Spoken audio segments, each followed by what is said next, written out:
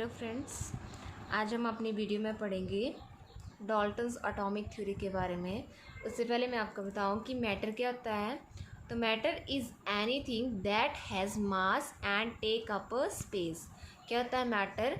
ऐसी कोई भी वस्तु जिसकी क्या होता है, मास होता है और जो जगह घेरती है, जिसका स्पेस होता है। ठीक है, जैसे मेरे पास ये पेन है, ये कॉपी है। ठीक है, तो ये सब क्या है, मैटर है। All matter is made up of atoms. जो मैटर है वो किसका बना होता है? एटम्स का बना होता है। ठीक है, तो आपने याद रखना है मैटर क्या होता है, हर वो चीज़ जो जिसका मास होता है और जो जगह घेरती है। कुछ भी, जैसे हम कहीं पे खड़े हुए हैं या बैठे हुए हैं, ठीक है, तो वो सब क्या है, मैटर है। ठीक है, अब नेक्स्ट है हमारा atom. An atom is considered as the smallest individual particle of matter which can participate in a chemical reaction. Atom क्या होती है? जो smallest indivisible particle of matter which can participate in a chemical reaction. ठीक है, individual smallest particle मतलब कि जिनको तोड़ नहीं सकते हैं, ऐसा। अब आगे है डाल्टन्स मॉडल। ठीक है, तो डाल्टन्स ने अपने मॉडल में क्या कहा था, क्या क्या उसके पोस्टुलेट थे। पहले तो था कि उसने जो एटम है उनको बोला था सॉलिड स्फीयर या बॉलिंग बॉल मॉडल। उसकी जो थ्योरी मॉडल था, उसकी फर्स्ट पोस्टुलेट्स क्या था, atom is considered as hard dense and smallest indivisible particle of matter. उसने क्या बोला था कि जो एटम होती है वो हार्ड होती है और छोटे छोटे जो पार्टिकल है जिनको हम तोड़ नहीं सकते हैं। ठीक है, ऐसा बोला था उसने। और सेकंड पोस्टुलेट था each element consist of a unique kind of atom and have identical mass. ठीक है, कि जो ईच को हर एलिमेंट जो है वो उसमें यूनिक एटम्स होती हैं और सबका जो मास होता है वो आइडेंटिकल होता है। ठीक है, जैसे फॉर एग्जांपल नाइट्रोजन का ले तो 14 आता है, ऑक्सीजन का 16, कार्बन का 12। ठीक है, अब नेक्स्ट है हमारा atoms of different elements have different properties. उसने क्या बोला कि जो एटम होगी डिफरेंट एलिमेंट की, उनकी डिफरेंट प्रॉपर्टीज़ होगी। जैसे फॉर एग्जांपल हम हाइड्रोजन का ले और कार्बन का, तो हाइड्रोजन और कार्बन क्या है, डिफरेंट है, तो इनका मास भी क्या है, डिफरेंट है, और जो इनका एटॉमिक नंबर भी डिफरेंट होते हैं। ठीक है, इनकी प्रॉपर्टीज़ क्या होंगी, तो डिफरेंट होगी। नेक्स्ट है हमारा all the atoms of a given element having same mass atomic mass have identical mass. ठीक है, क्या बोला, all the atoms of a given element, जिनका एटॉमिक मास सेम है उनके पास क्या होगा, उनका एटॉमिक मास सेम होगा और हैव आइडेंटिकल मास। जैसे फॉर एग्जांपल कार्बन। ठीक है, आगे है compounds of different elements are formed when atoms of different elements combine in a fixed ratio of a whole number. Compound of different elements are कब बनेंगे, जब एटम्स ऑफ डिफरेंट एलिमेंट, जब atom बनेंगे different element की, combine करेंगे इन्हें fixed ratio. ठीक है, जैसे हम सोडियम और क्लोरीन को देखें तो सोडियम और क्लोरीन जब रिएक्ट करेगा तो बनेगा हमारे पास सोडियम क्लोराइड। ठीक है, नेक्स्ट क्या है हमारा, chemical reactions involve reorganisation of atoms. ठीक है, कि एटम्स जो है वो रीऑर्गेनाइज, उनको हम आगे पीछे कैसे भी लगाएंगे तो वो कंपाउंड हमारे पास वही बनेंगे। जैसे हाइड्रोजन की ऑक्सीजन के रिएक्शन साथ रिएक्शन करेंगे तो वाटर बनेगा। ठीक है,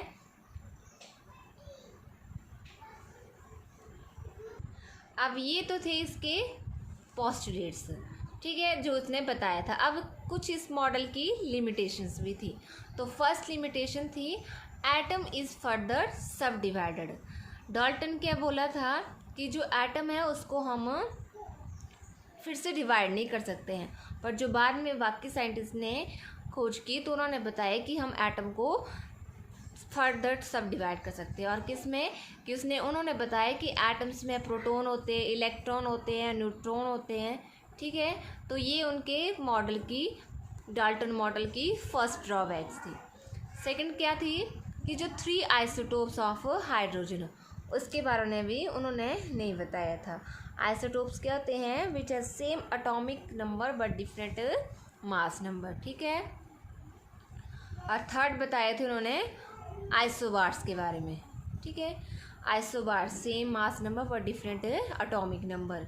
आइसोबार जैसे हम एग्जांपल है आर्गन, पोटाशियम, कैल्शियम, तो इनका मास नंबर क्या है? सबका सेम है, और जो एटॉमिक नंबर है वो क्या है? डिफरेंट है, ठीक है। तो ये थी उनकी मॉडल की कुछ पोस्टुलेट्स और कुछ ड्रॉबैक्स, ठीक है।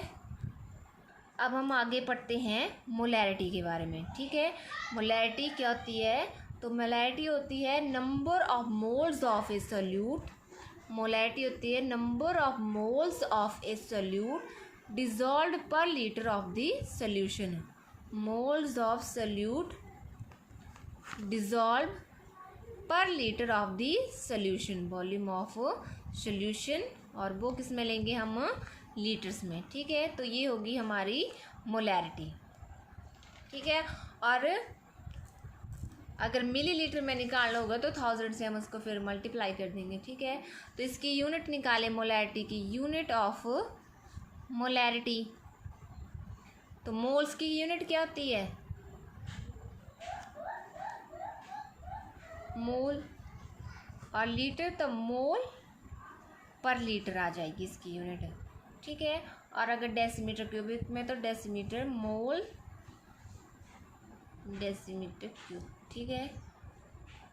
मोल पर लीटर, मोल्स निकालने तो आपको आ जाते हैं ना, ठीक है। मोल्स कैसे निकालते हैं हम? Mass of solute divided by molar mass, okay. क्या आता है? Molarity is the number of moles of a solute dissolve per litre of the solution, ठीक है। अब एक आता है हमारे पास मोलैलिटी, मोलैलिटी, ठीक है। तो मोलैलिटी क्या होती है हमारे पास?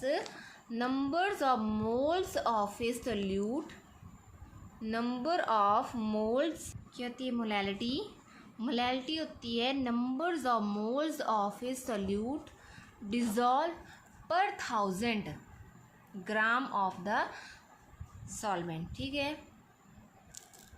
क्या होता है? Moles of a solute divided by weight of solvent in kilogram, ठीक है। अगर ग्राम्स में लेंगे तो वो आएगा 1000 ग्राम्स, और किलोग्राम में लेंगे तो वो 1 ग्राम, ठीक है। तो क्या बोलेंगे आप?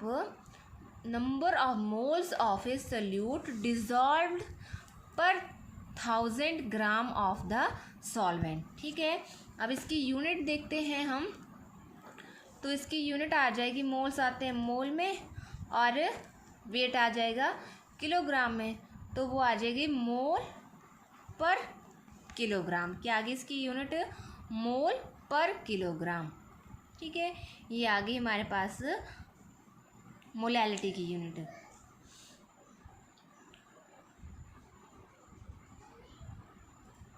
अब आप एक आगे है टर्म आगे हमारे पास मोल फ्रैक्शन, ठीक है। तो मोल फ्रैक्शन क्या होता है?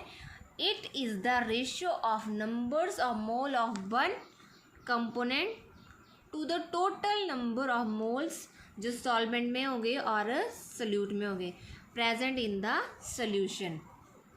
रेशियो ऑफ मोल फ्रैक्शन लिखते हैं, मोल फ्रैक्शन आ जाएगा ratio of moles of one component. जैसे मान लो हमने ए कंपोनेंट ले लिया, ठीक है, तो वो आ जाएगा Na plus total number of moles, जो मोल्स आएंगे सोल्यूट के भी और सॉल्वेंट के भी, Na प्लस Nb, ठीक है। तो क्या हो गया?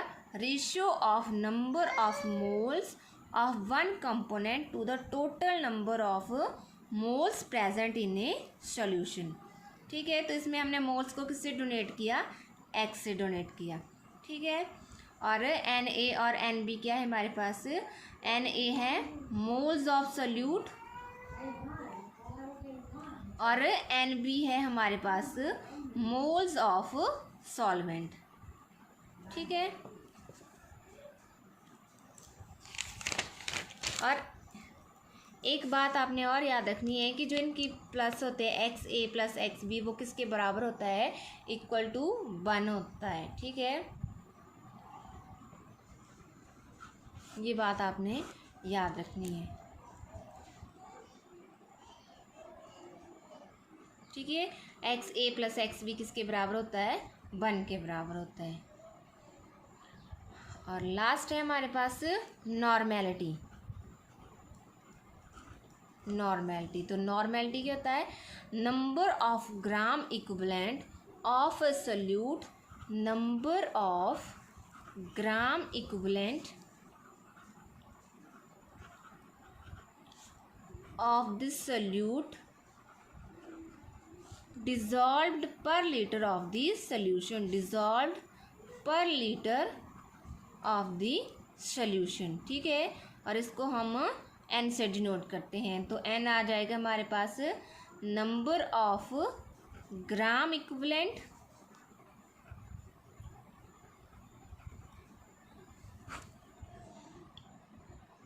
Divided by volume of solution in litres. Litres में ले रहे हैं तो ये, और अगर हम मिलीलीटर्स में लेंगे तो 1000 से मल्टीप्लाई करेंगे, ठीक है। तो आ जाएगा numbers of gram equivalent divided by volume in millilitre multiply by 1000, ठीक है। अब इसकी यूनिट देखें तो यूनिट क्या आ जाएगी, ये तो ग्राम इक्विवेलेंट ही आएगी, और वॉल्यूम को लेते हैं हम लीटर में तो litre inverse, gram equivalent litre inverse, gram equivalent litre inverse, ठीक है। तो ये आपने याद रखना है। अब एक न्यूमेरिकल करते हैं। क्वेश्चन है हमारे पास 2.46 gram of sodium hydroxide are dissolved in water, are dissolved in water and solution is made to 1000 centimeter cubic in volumetric flask, calculate molarity। अब इसको हमने बोला है, हमें बोला है मोलैरिटी कैलकुलेट करनी है, ठीक है। तो पहले तो हमें अमाउंट ऑफ सोडियम हाइड्रोक्साइड कितना दिया है, वो दिया है हमें 2.46 ग्राम, और वॉल्यूम कितना दिया है हमें 100 centimetre cubic.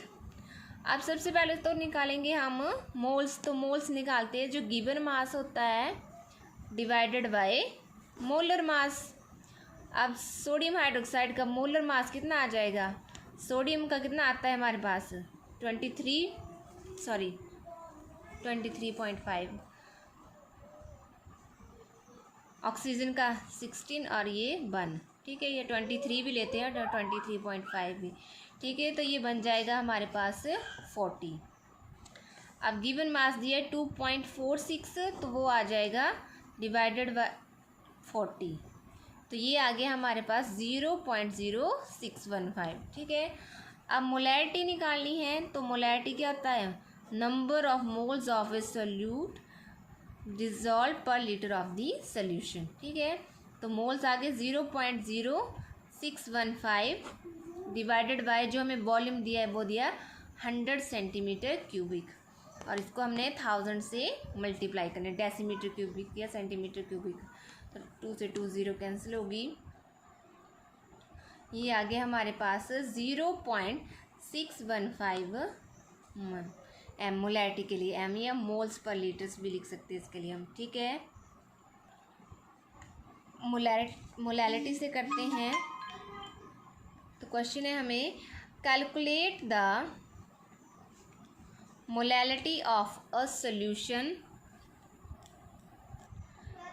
Calculate the molarity of a solution containing 20.7 gram of potassium carbonate दिया है, पोटाशियम कार्बोनेट डिजॉल्व्ड इन 500 ml सॉल्यूशन। ठीक है, ये दिया है हमें। तो सबसे पहले तो हमें मास निकालना पड़ेगा उसका, पोटाशियम कार्बोनेट का K2CO3। तो वो दिया कितना है हमें, एक तो पहले गिवन जो है वो 20.7 ग्राम है और उसका मोलर मास निकालना है।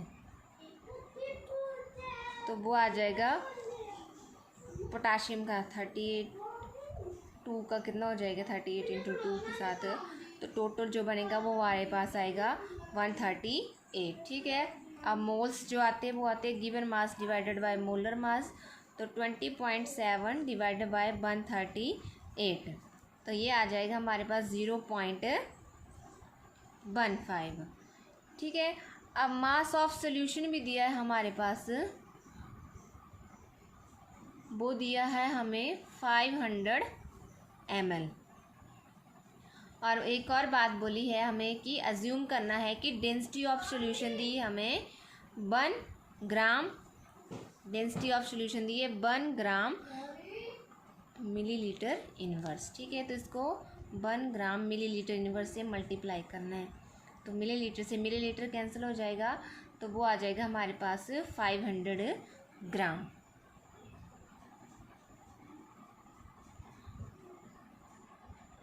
अब अमाउंट ऑफ वाटर निकाल इसमें,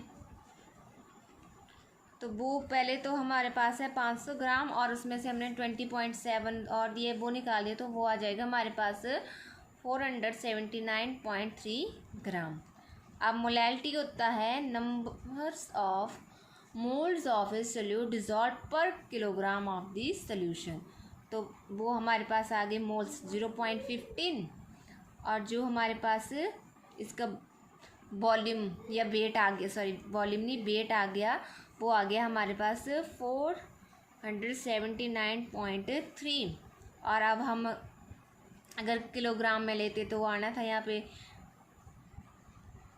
मल्टीप्लाई करने के, किलोग्राम रहना था, और हम इसको ग्राम्स में लिया है तो यहाँ पे 1000 से मल्टीप्लाई करेंगे। ठीक है, तो ये आ जाएगा हमारे पास 0.313। ठीक है, तो इस तरह से आपने बाकी न्यूमेरिकल्स भी सॉल्व करने हैं। ठीक है,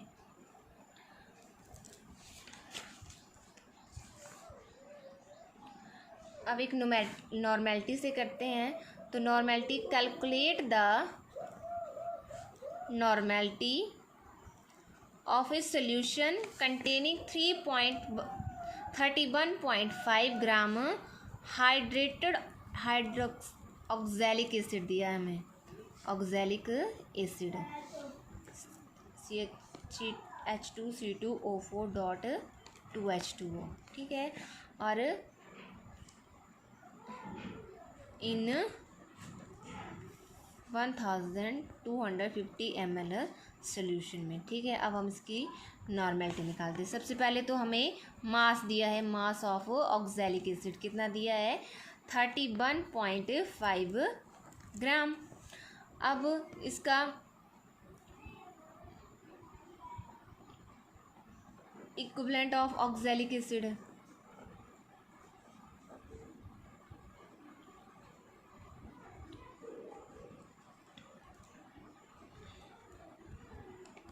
सबसे पहले इक्विवेलेंट वेट निकालेंगे, तो वो आएगा उसका जो इसका पहले मास होगा डिवाइडेड बाय 2, जिसका मोलर मास आएगा ऑक्सैलिक एसिड का। ठीक है, तो वो आ गया हमारे पास 126 डिवाइडेड बाय 2, तो वो आ गया हमारे पास 63। अब इक्विवेलेंट ऑफ ऑक्सैलिक एसिड, ये तो था इक्विवेलेंट वेट, अब ऑक्सैलिक एसिड के इक्विवेलेंट, तो वो जो इसका मास दिया है और जो हमने उसका डिवाइडेड बाय इक्विवेलेंट वेट निकाला। ठीक है, तो वो आ गया हमारे पास 0.5। अब वॉल्यूम भी हमें दिया है, वो दिया है 1250 ml, तो नॉर्मेलिटी क्या आ जाएगी हमारे पास, number of gram equivalent divided by जो इसका वॉल्यूम है, और मिलीलीटर में है तो 1000 से मल्टीप्लाई। ठीक है, तो ये आ गया हमारे पास 0.4 नॉर्मल। ठीक है, तो इस तरह से आपने करना है क्वेश्चन। ठीक है, तो इस तरह से आपने इक्विवेलेंट वेट निकालना है। फिर उसके बाद जो उसका इक्विवेलेंट ऑफ जो ऑक्सैलिक एसिड वो निकाले, और फिर इसकी नॉर्मेलिटी निकाले। ठीक है, तो ऐसे आपने बाकी क्वेश्चन भी कर लेने हैं। ठीक है।